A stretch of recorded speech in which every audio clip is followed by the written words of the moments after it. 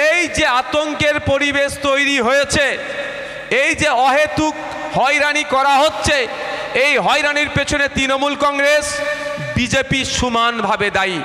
Trinamool BJP মিলে ছক কষে হয়রানি করছে বাংলার মানুষকে নির্বাচন কমিশনকে সামনে রেখে।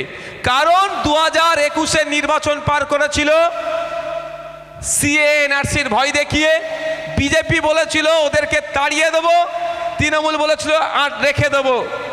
এই ভয়ে একটা দল তৃণমূলকে ভোট দিয়েছিল, আর তাড়িয়ে দিয়ে নাকি বাড়ি ঘরদরগুলো আমরা তাদেরকে দিয়ে দেবে, সেই জন্য কিছু মানুষ বিজেপিকে ভোট দিয়েছিল। সে দিন পার হয়ে গেছে। আজকের ডেটে বিজেপি দাঁড়িয়ে ভোট চাওয়ার মুখ নাই। কারণ বিজেপিকে প্রশ্ন তো করবেন।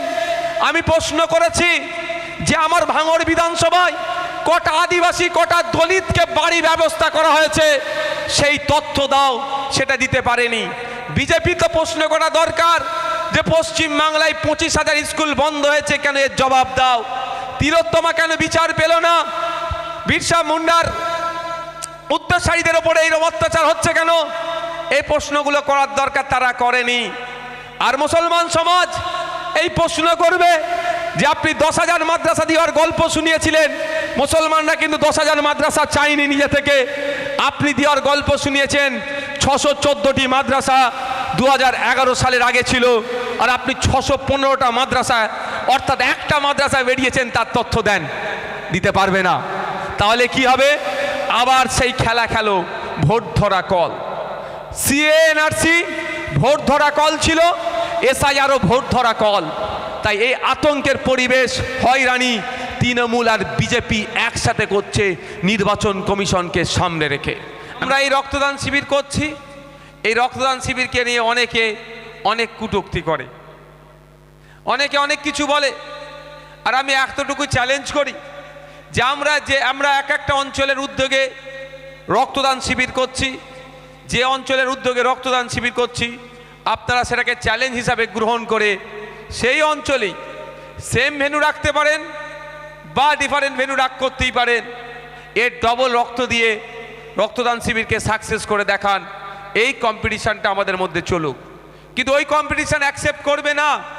তার পরিবর্তে কি হচ্ছে দেখছি, ওখানে মিছিল হয়েছে, আইএসএফ করেছে, পরিবর্তে আমরা মিছিল করব। আইএসএফ একটা জনসভা করেছে, তার পরিবর্তে জনসভা করব। কিন্তু আইএসএফ রক্তদান শিবির করছে, তার পরিবর্তে রক্তদান শিবির করব, এ কাজ তারা দায়িত্ব নেবে না। যাক, আমার পূর্বেকার বক্তা আমাদের কারিমুল একটা কথা বললেন, আমি শুধু একটু অ্যাড করতে চাই।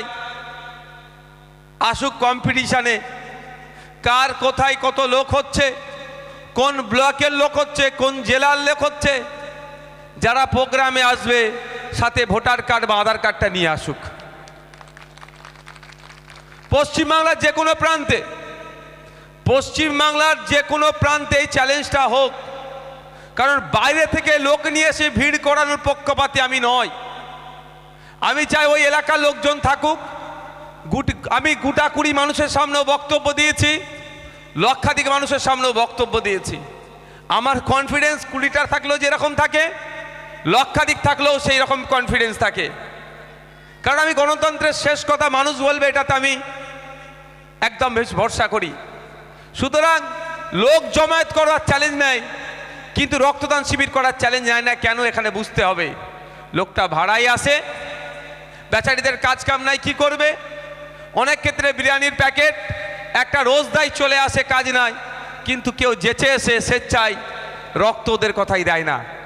আমরা দেখেছি প্রোগ্রাম হচ্ছে শাসক দলের, চেয়ারে বসে আছে, নিচে বসে আছে, সে ভিডিও করে দেখাচ্ছে যে ভাইজানের ফটো তার ডিসপ্লেতে লাগানো আছে, ডিপিতে লাগানো আছে, সেও কিন্তু ওই মঞ্চে বসে আছে, নিচে বসে আছে। তার মানে নিশ্চিতভাবে তাকে ভাড়া করে নিয়ে গেছে। আর আমি বলি নিশ্চিন্তে যাবে। 300 টাকা বিরিয়ানির প্যাকেট আজকের ডেটে ভাই অনেক ব্যাপার, আজকের ডেটে অনেক ব্যাপার। একটা কৃষক মাস গেলে 8,000 টাকার নিচে ইনকাম করে। 300 টাকা দিয়ে পার ডে যদি নিয়ে যায়, মাস গেলে তার 9,000 টাকা ইনকাম আছে। কেন ছাড়বে ভাই? ভোটটা শুধু আইএসএফকে দিয়ে দিলি হলো, ভোটটা আছেন না ছাড়া। তো বন্ধুগণ, আর আজকাল এই ব্লাড ব্যাঙ্কগুলো করতে গেলেও মিথ্যাচার, অনাচার, অনেক ধরনের অভিযোগ নিয়ে আসা হচ্ছে। কি বলা হচ্ছে? আইএসএফ নাকি রক্ত বিক্রি করে দিচ্ছে বলা হচ্ছে। আর আমরা কি চ্যালেঞ্জ করেছি? আমরা কি চ্যালেঞ্জ করেছি? যে আমাদের একদম ওপেন চ্যালেঞ্জ। আমি এ কথা বেশি বলতে পছন্দ করি না, লাস্ট আমি এখানে একটু বলে দিয়ে শেষ করে দেবো বিষয়টা। আমাদের একটা এগ্রিমেন্ট করুক সরকার, পশ্চিমবাংলা সরকার এগ্রিমেন্ট করুক, 1 বছরে আমরা কম করে 15,000 ইউনিট রক্ত রাজ্য সরকারকে দেব। কি বললাম? রাজ্য সরকারকে 1 বছরে 15,000 ইউনিট রক্ত আইএসএফ দেবে, কম করে বলছি। তাও আমাদের দলের প্রতিষ্ঠাতা পীরজাদা আব্বাস সিদ্দিকী মাঠে নামবে না। এই আমাদের কারিমুল, একাজুল, ওহিদুল, আবার ওয়াকিয়া, আমাদের যারা ডাক্তার আছে, সাজ্জু ভাই, এখানে সাইফুদ্দিন থেকে গুলাম ভাই থেকে শুরু করে আমাদের যারা নেতৃত্বরা আছে, আমরা উদ্যোগ নেব, নিয়ে পশ্চিমবাংলা থেকে কি করব, 1 বছরে 15,000 ইউনিট রক্ত আমরা রাজ্য সরকারকে দেব। কিন্তু একটা এগ্রিমেন্ট আমাকে লিখে দিতে হবে, আমি কিন্তু আমাদের প্রয়োজনে ওই 15,000 ইউনিট রক্ত কিন্তু আমাদেরকে দিতে হবে। কি বলছি বুঝতে পারছেন?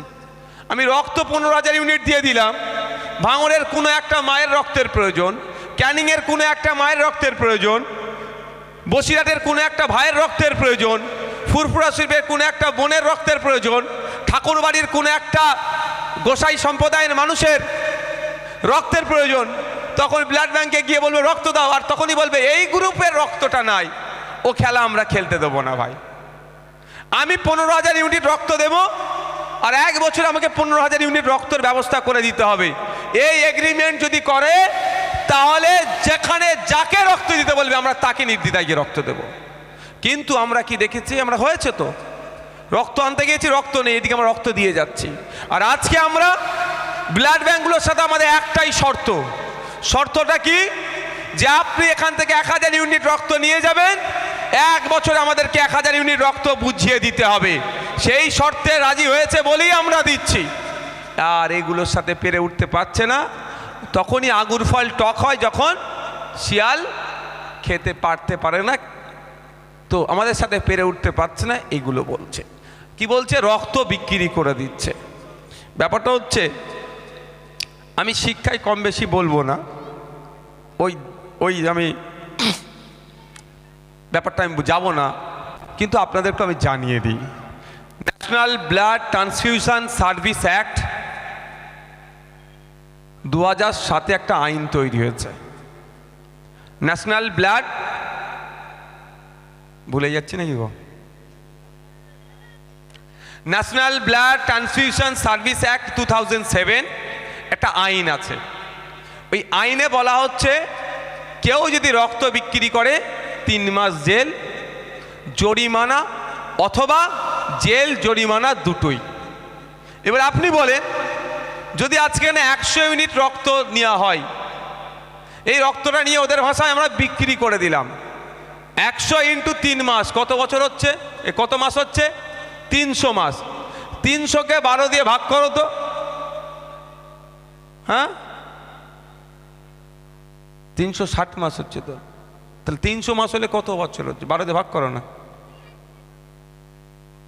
আরে মোবাইলটা তো হাতে আছে রে বাবা, পড়াশোনা তো সর্বনাশ করে দিয়েছে মোবাইল এসে। 5 বছর যাক, 2 আর 2 কত বলবে, দাঁড়া ক্যালকুলেটার মেরে হবে, দেখে নেবেন। এ ভালো দিক নয়, এ খারাপ দিক। 10 বছর যাবে, 5 5-এ কত, 50-টে কত বলবে, দাঁড়া ওই ক্যালকুলেটারে টিপবে, দেবো 50-টে 40। এই দিন আসতে চলেছে, দেখে নিও। হ্যাঁ, তাহলে 25 বছর জেল হয়ে যাবে।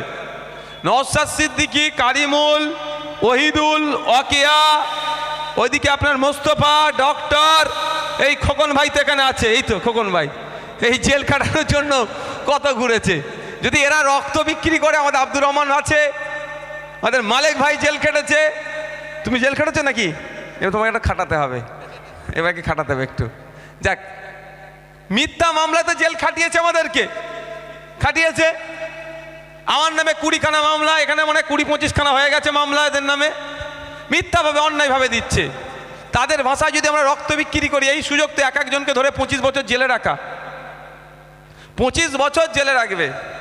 আবার ভোগালী এক নম্বরে 750 হয়েছিল, তাহলে কত বছর জেল বুঝতে পারছো? সারা জীবন জেলে থাকতে হবে। সেটা করছে কি? শুধু অহেতুক অন্যায়ভাবে আমাদের নামে মিথ্যাচার করছে। বাইরের মাইক চালিয়েছো? কি জানি সাউন্ডটা একটু কম লাগছে কেন? ঠিক আছে, থাক থাক থাক। আপনাদের বলছি এইটা মাথা থেকে সরিয়ে দেন। নওশাদ সিদ্দিকীর এত খারাপ সময় এসে যায়নি, বা আমাদের পার্টির এত খারাপ সময় এসে যায়নি যে রক্ত বিক্রি করে খেতে হবে। আমরা মানুষকে পরিষেবা দেব, সেই লোককে যেখান থেকে আমাদের সুবিধা হবে সেটা আমরা ব্যবস্থা করছি। এরপরেও তো আমি চ্যালেঞ্জ করছি যে আমরা বছরে কম করে 15,000 ইউনিট রক্তর ব্যবস্থা করে দেব।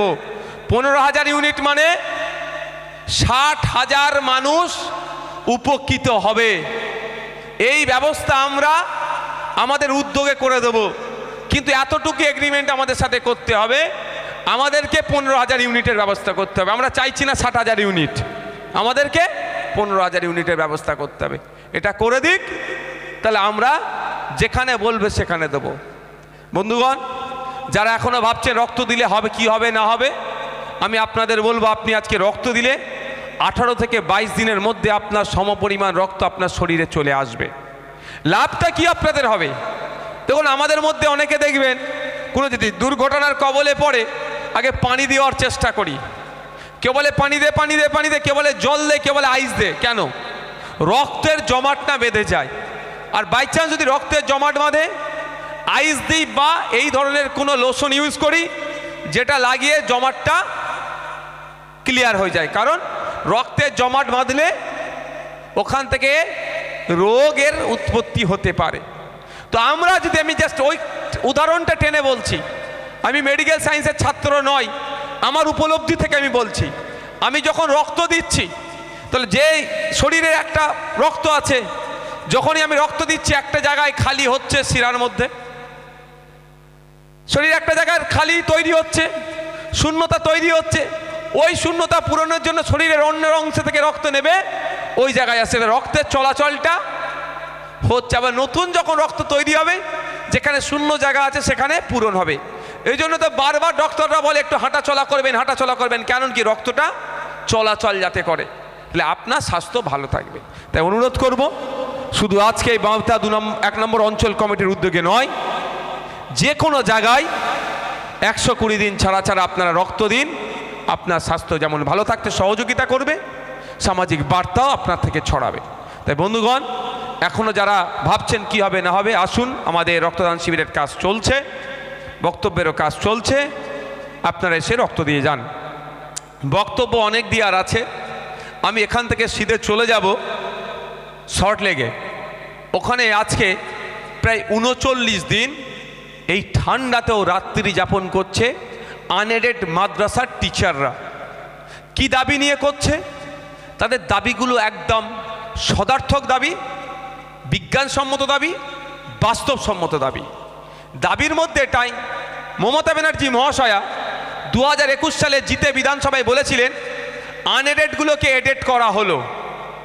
এডেড মানে এবার ওদের সাম্মানিক ভাতা বাড়বে, সাম্মানিকটা বাড়বে।